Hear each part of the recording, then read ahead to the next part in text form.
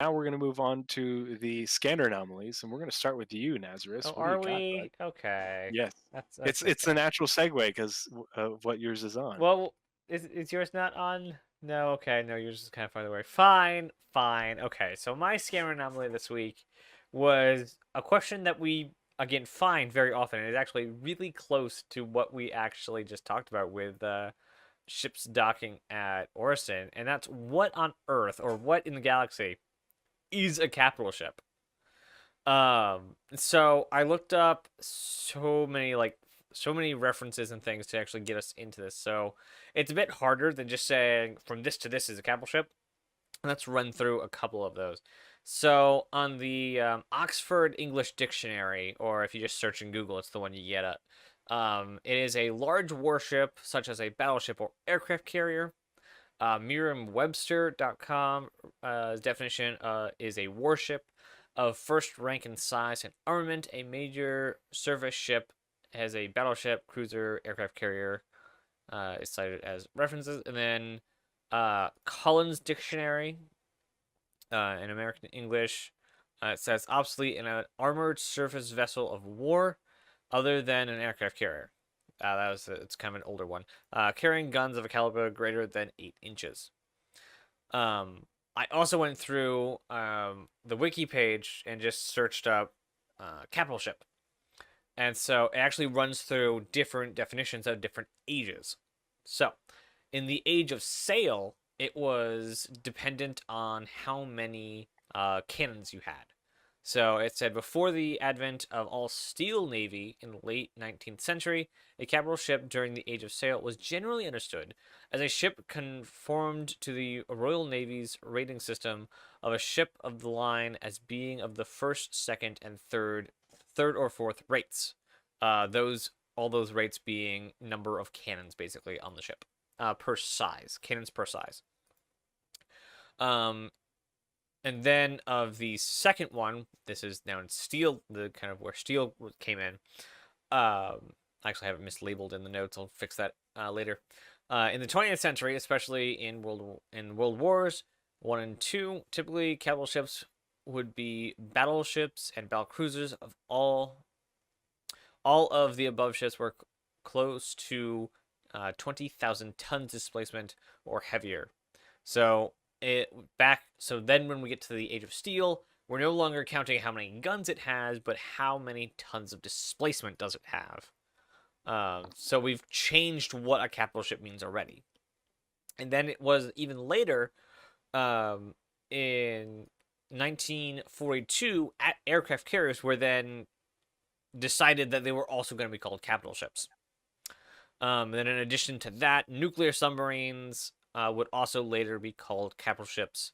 Only some of them were, and they would also be given names that were only used for battleships. So Dreadnought or Vanguard as well. So that is how we've gone through in the real world different capital ship classes and how to define them. In Star Wars, it gets a bit closer to how Star Citizen's going to do it. And they just went, we're just going to throw out all the other classifications and we're going to stick to this length system. So capital ships, again, much like Star Citizen, have corvettes, frigates, cruisers, heavy cruisers, star destroyers, and battle cruisers. And those go 1 to 200, 2 to 400, 4 to 600, 6 to 1,000, 1,000 to 2,000, and 2,000 to 5,000. And those are It's interesting that Star Citizen seemed to very much mirror the Star Wars so classification the system, one of the at least biggest by name. biggest differences. Well, those are just classes. Hmm. We also have carriers, which they didn't define in the article I found for Star Wars. Because Star Wars definitely has a lot of carriers too.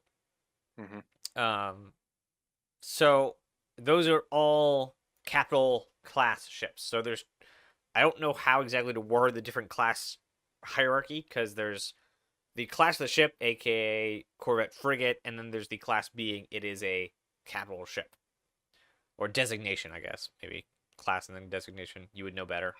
Um, these are Navy terms. You're closer to that than I am. And so we don't really have in Star Citizen, we don't have a length determiner for class. So we don't have a frigate is X length. We Hmm. more have a it is this purposed. Um, and so we have stuff like the 890 jump being 205 meters is called a capital ship. The Polaris being 155 meters is a capital class. The Idris being 255, the Javelin being 480, the Bengal being 990 are all capital class ships. So what the SC Tools wiki has is just anything over 150 is capital class. So we may have like that is the only, and that's I can't even find a reference for that being the thing. And just to give you guys, if I can actually find the page here, the difference between a Polaris and a Retribution, which are technically both capital class ships, is this right here. This is the difference between uh this is the range we have so far for capital class ships.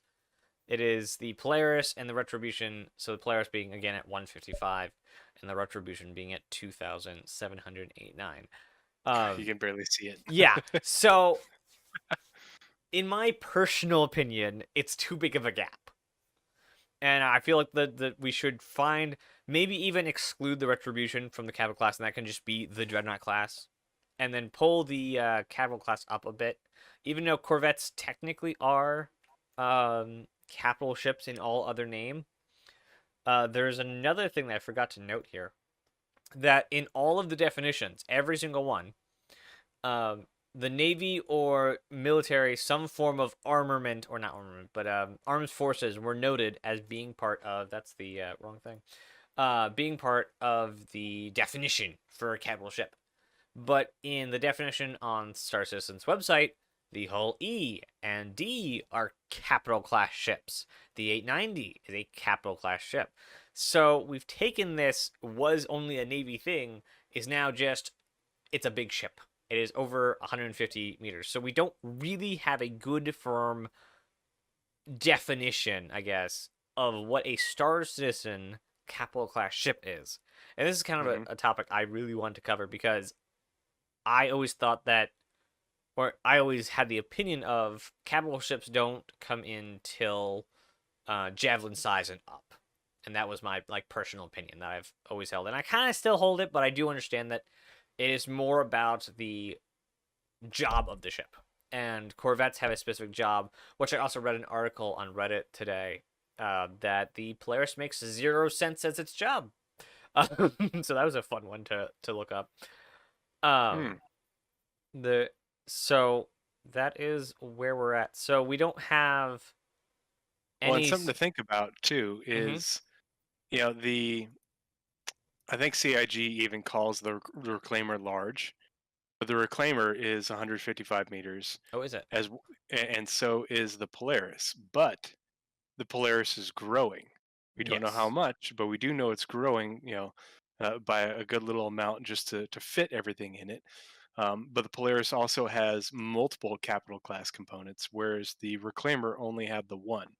And Othman brings up a good point in chat. And this is his opinion, but if it's got more, he says if it's got more than one capital class component, then it's a capital ship. And we know that the Polaris is going to have multiple capital class components. I think it was the power plant, uh, the shields, and the cooler. I'd have to look it back up. I saved it somewhere, but I think it was at least three of them are going to be capital class components. Um, as well on top of the radar. I'll have to look that back up, but I know it's going to have multiples, and it's also going to be above that 155-meter length. Mm-hmm. Um, and now I'm trying to remember the 890, and I don't own one, so I don't spend too much time thinking about what it has. But and for some reason, SC Tools isn't working for me right now, or to show up all the specifications. But how many capital class components does the 890 have? I'll give you that in about 3 seconds. Um, close. So that's interesting that you bring that up. But there is also the, I'll call it a problem with their naming scheme. That until Star Citizen, the Hmm. capital designation has always been given to military-based ships. Yep. So let's see, capital class. What is capital class? What size is it? Is it specifically size Size C? 4. Okay, size 4. It has power That's for plants, coolers, shields, okay. quantum So it drive. has multiples, and it's good size too. It's probably still bigger than the Polaris, It is, even yeah. when it gets bigger.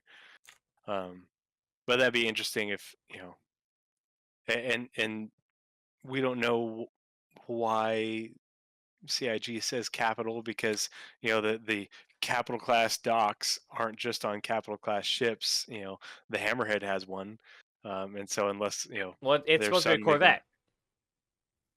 is it Capital. though? Once you call something a Corvette, it puts it into the capital Yeah. uh range.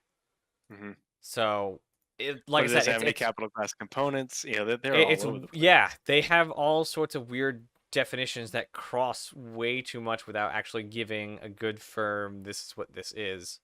Hmm. Um, and we're actually missing a lot of classes for ships, like job classes. Like, was it point ship? Was one that I came across that was someone was trying to say the Polaris should have been a point ship, but it doesn't, and so it's broken in its current design. Hmm. The Hammerhead has size 5 guns, but no size 4 components. So, not capital class components. So it's not. And then Yeah. it's how Same with long? the Nautilus. And No then capital class and it's components. only 120. The So Percy. calling it a Corvette, which it does, the career, oh no, the role is Corvette. Okay, is it's smaller than a Corvette though.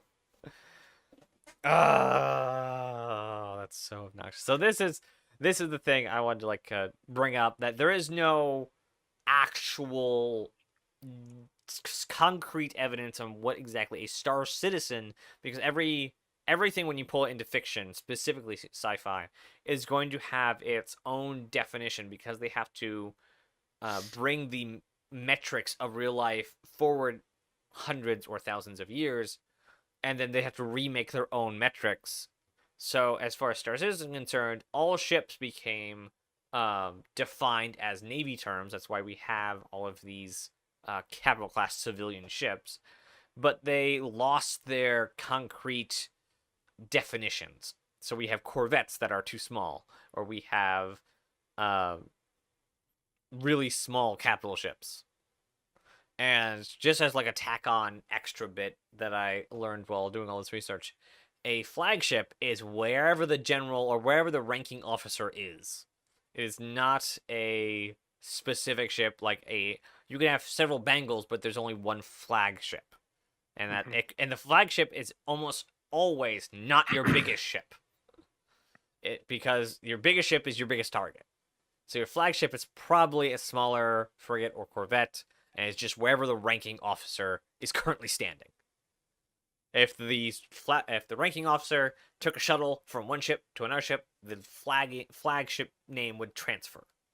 Hmm. So just as a thing I learned while going through all this, and I know it's a bit shorter, definitely shorter than the Spectrum Pulse, but that is what I learned this week in trying to define a capital ship. It's pretty interesting to me that how closely the Star Wars one that you put in Mm-hmm. mirrors what CIG has for sizes, Mm-hmm. as well as naming for what's in capital. Like, because in Star Wars, a Corvette is a capital ship, and it says 100, 200 meters in length. Polaris Corvette, 155 now, going to be a little bit bigger. And then frigate, the Idris fits in that frigate range. Cruiser, well, that in Star Citizen it is a destroyer, Is there but something? fits in that range. Um, and so it obviously it gets a whole lot bigger, but I thought that it was interesting that they uh, maybe that was part of their influence for how they came up with it. Who knows? Yeah, I But wonder if it, there's it would a. be awfully coincidental. So, getting a quick scan to this other article I just pulled up. Ship of the line, which I assume I'm reading this very quick scanning. I may be completely reading this wrong. They were smaller ships. So, Ships of the line were big. oh, they were big. Okay, then I'm reading the wrong Yeah, the sentence. ships of the line are like first, second, third, and fourth rates. Okay, so Is there a term that is just below capital but still has like the prestige of capital? Because that's what the hammerhead would be. Because it's not a capital ship. It's a guns platform. It's too Well, in the small. lore, It's it's just too small. in the lore it's called a gunship Mm-hmm. and Like it's a big ship. a gunship and a patrol ship. Same with um, And what the is? Percy is also called a gunship and a patrol ship. I think it is. Um, and the Nautilus is only called a mine layer. Whether it's tactical or strategic. Oh, they better not call that a what's it called? A Corvette. Yeah, Like what's the size of the poor Nautilus? 125. They yeah. The Nautilus is the biggest of the large combat ships well, it still before you has get up to. another 25 meters to go before it gets to the Corvette class.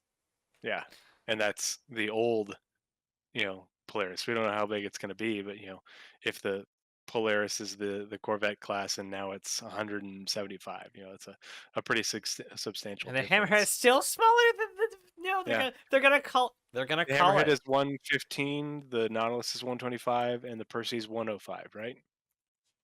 uh Perseus. You said Polaris is Yeah, yeah. Polaris is 155, and then the Perseus. That's Polaris again. Perseus is 100. Do they call the Perseus a Corvette too? Please tell me they didn't call the Perseus a Corvette. Let's see, Aegis, Hammerhead. They called that a Corvette. Aegis. This doesn't have stuff that's not released yet. Okay. Star Citizen. and Othman is saying no, it's just a gunboat or a patrol boat, and those are classes. Gunboat, patrol boat, patrol ship. Those are classes that are used in modern navies now. Gunboat has been used in Navy terminology for centuries. Um, so it's that's definitely a continuation, and it speaks specifically to their role, especially given the Percy and the Nautilus specifically being used to patrol and protect the Perry line with the Xi'an during that long Cold War. That was totally their job. And it would be a lot more efficient and cost effective to cover that space with ships like the Percy and the Nautilus than it would be to have giant cruisers and battle cruisers running around all over the place, trying to cover that ground. Yeah, so both the Perseus and the Hammer, or the Nautilus, both the Perseus and the Nautilus are large size. Hmm. Focus frigate. What? The Perseus is a focus of frigate. Yeah, I chalk that up to a typo. There's no way. There's no way. Like I just wanted like the capital, try to define what capital was, because I know like every term they use is going to have some translation done to it. A warship. So I'm reading the definition of frigate. It's a warship with a mixed armament, generally heavier than a destroyer. But the destroyer we have is the Javelin. Well, and even in real life, frigates are smaller than destroyers, like with the U.S. Navy, and other modern navies. So Why does it say it's normally heavier than a destroyer? I don't know. Okay, let's find a different, not Oxford. Built maneuverable. Of being frigate built. Yes, but where is? Oh boy. Oh, there's a super heavy frigate.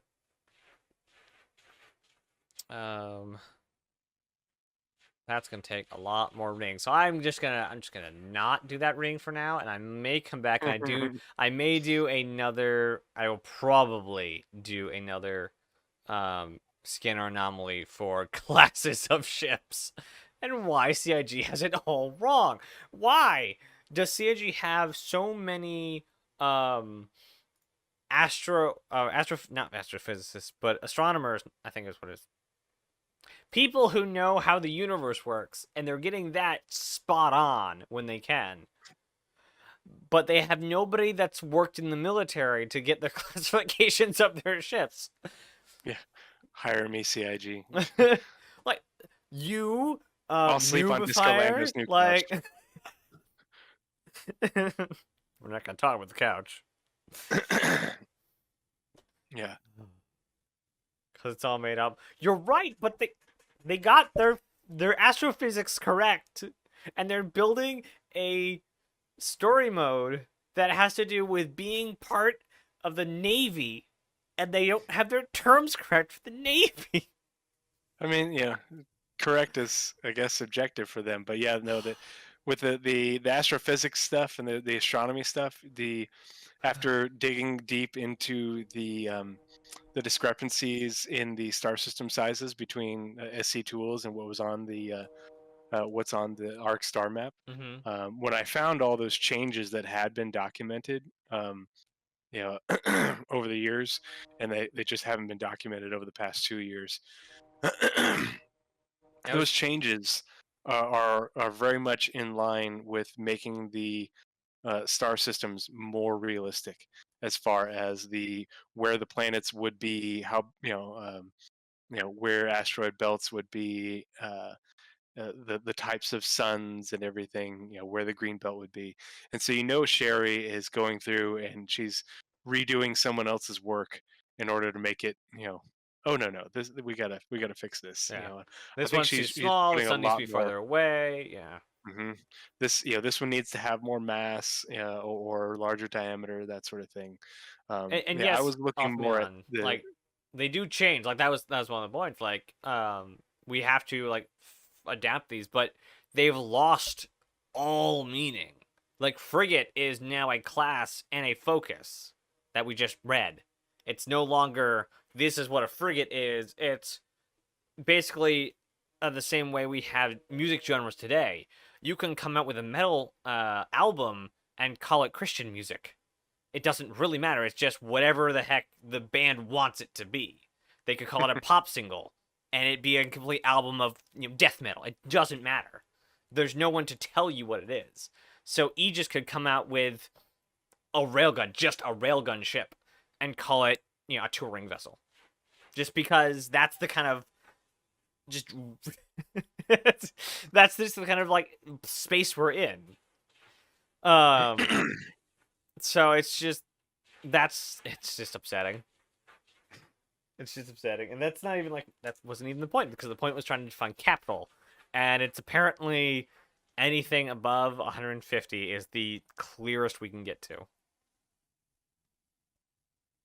Cool.